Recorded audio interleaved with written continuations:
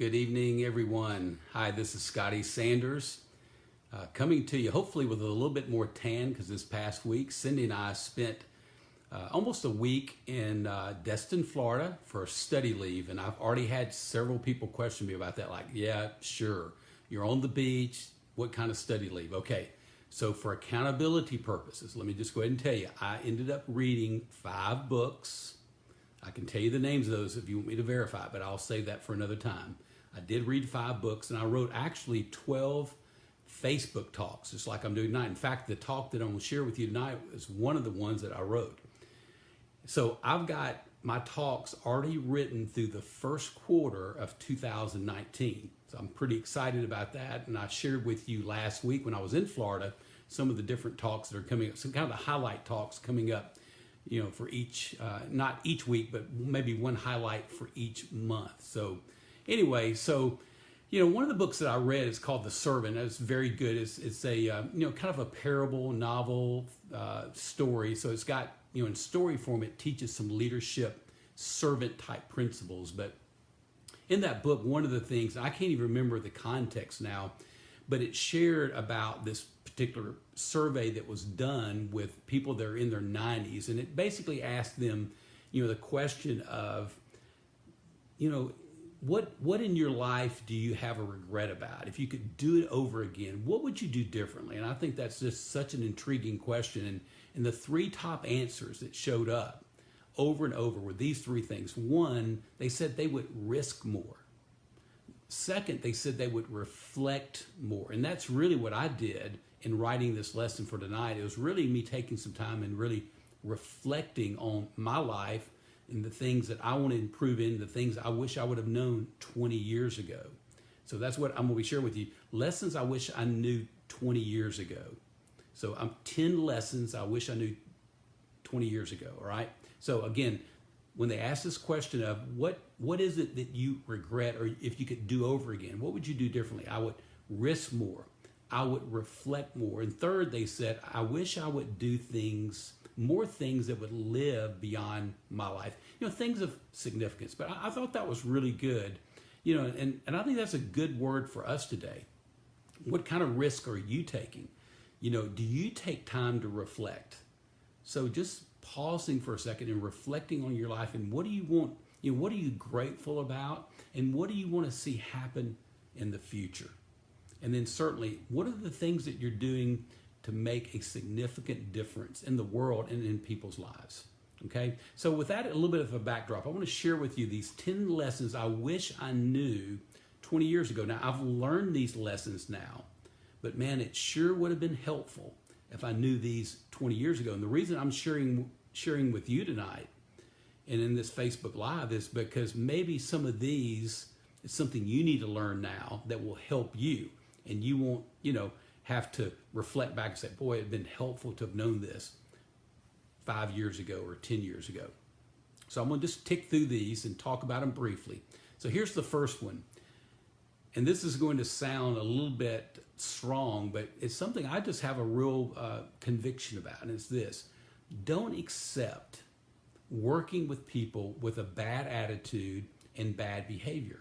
People that have a bad behavior, a bad attitude, just don't accept that to be the way it is. So one of the things you could do there is maybe they need encouragement. A lot of times when people have a bad attitude or they have a bad act out in a wrong way, maybe they need some encouragement or they need some coaching to help them to improve there. Now, not everybody will do that. So maybe that's the first thing you do.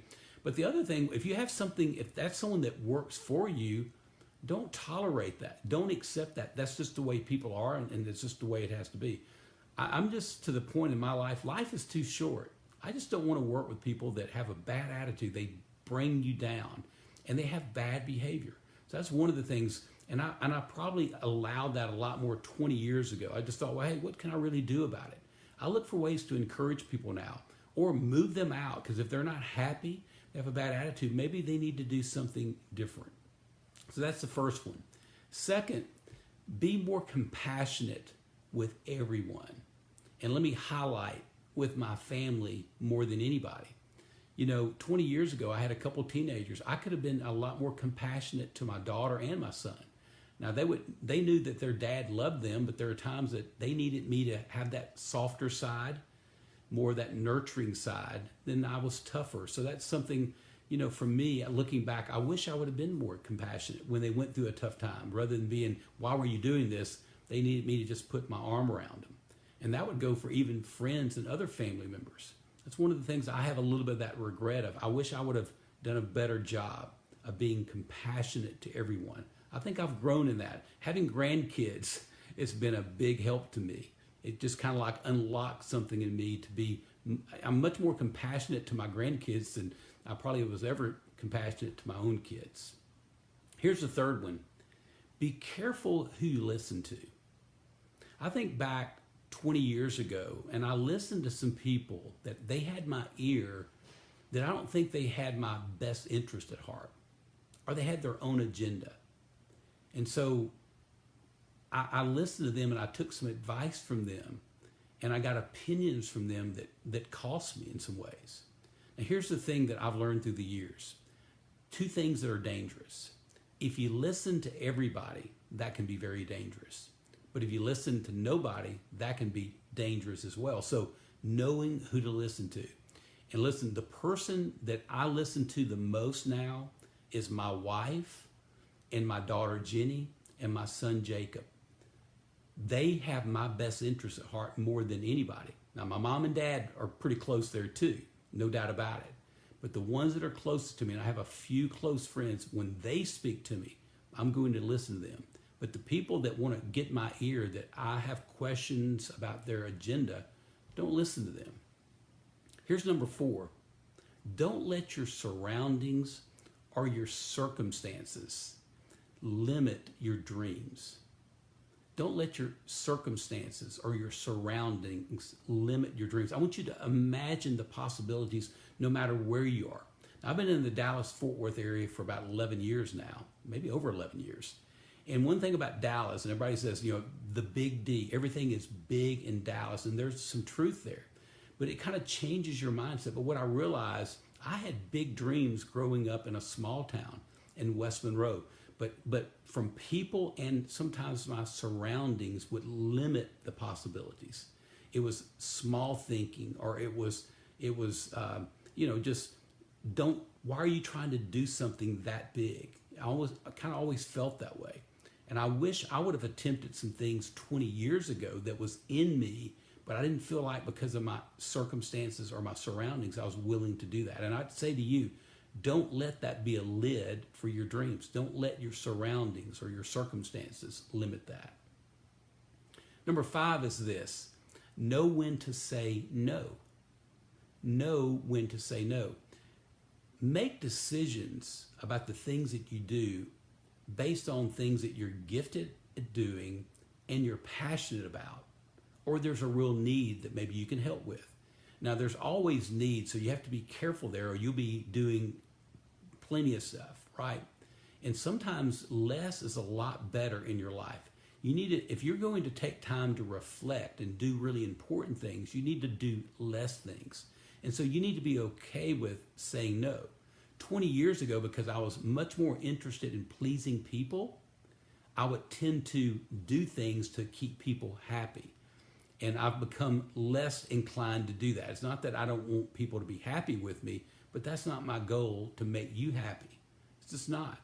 If it makes you happy, but it makes me miserable, that's not what you should be doing. It's not what I should be doing. So number 6, we all have blind spots. Now, what do I mean by that? 20 years ago, because I didn't listen as well to others, and maybe there's a higher level of pride and arrogance, even though I had blind spots then, I didn't tend to listen, or I would ignore those, or I would be in denial. So I think the thing that I want to communicate here is that we all have blind spots. We all have flaws that we have to be careful about. And we want to make sure that we're aware of those flaws. So again, that's where your spouse and people close to you, listen to people that can help you to see those blind spots, to make sure you don't get blindsided. Okay? So we all have blind spots. I wish I would have just paid closer to attention, been more aware, have greater self-awareness 20 years ago than I do now. It certainly cost me in some relationships and even certain projects that didn't go well because I had a blind spot there. I wasn't aware of that, or I wasn't paying attention. Number 7, and this is one that I continue to learn and grow in, and it's a work in progress, but I sure wish 20 years ago I understood the importance of talking less, and listening more, because it really is golden when you talk less and you listen more. So it's something I have to always pay attention to, and I have to be intentional about that, because my tendency is to share and talk a lot. I'm very passionate, I'm enthusiastic, I'm high energy, so I tend to talk. So I have to really be intentional about not talking and asking questions and listening. I've gotten a lot better about that. I've got a long way to go there, but I had to have been horrible 20 years ago. And it's one of the things I think sometimes, I bet people thought I talked all the time. So again, an area that I wish I was better at 20 years ago. Number 9, important work. Important work is never completed, and that's okay. I felt like 20 years ago I had to always get it done. I had to finish it. I had to check the box. And here's the thing. When you're doing important work, things that make a difference in the world, make a difference in people's lives, there's always more work to be done there. And you have to be okay with that and understand you're never going to get important work. It will never really be totally completed. There's always more important work to be done. Number 10, focus more on giving rather than getting. 20 years ago, my focus was a lot more on what could I get educationally, financially. But now my focus is much more on my ability to give and invest in others. And I may have skipped one on my list here. If I did, I think I did. I'll go back to it in just a second. So that's number 10. I'm going to go back and give you number 8 here in a second. I'm scrolling through these. So number 10, focus on giving and not getting. I wish I was better about that 20 years ago. I've gotten better over the years. My focus now, the reason I want to make money is to help people. 20 years ago, it could have been I wanted to use people to make money. So my focus is different. So focus more on giving than getting. Okay, let me go back. So I do this every once in a while. It may be my age is catching up with me. Number 8, taking time to invest in others always pays dividends. Taking time to invest in others always pays dividends. Again, 20 years ago, I kind of had that mindset of I'm still learning, I'm still growing. I don't have time to invest in you because I'm spending all my time investing in me. And I wish I would have taken more time as I'm learning too. How can I invest in people that maybe I'm a chapter ahead? Sometimes we think we have to be miles ahead, but you can invest in people if you're just a chapter ahead. You can just be one street ahead, 1 mile ahead, and you can make a difference in a person's life. Today, I try to spend an enormous amount of time investing in people. That's why I do Facebook Live. See, my purpose is to encourage and to empower others to live, lead, and finish well. The Facebook Live is a tool that allows me to do that with a lot more people. Okay, so that's what I try to do. My focus is much more on developing people, investing in people, and I've found it always pays dividends. Okay, so I went through the 10. I hit 10. I went back to 8. So let me give you a bonus since I messed up, all right? And here it is. Don't live in the past. Learn from it. Don't live in it.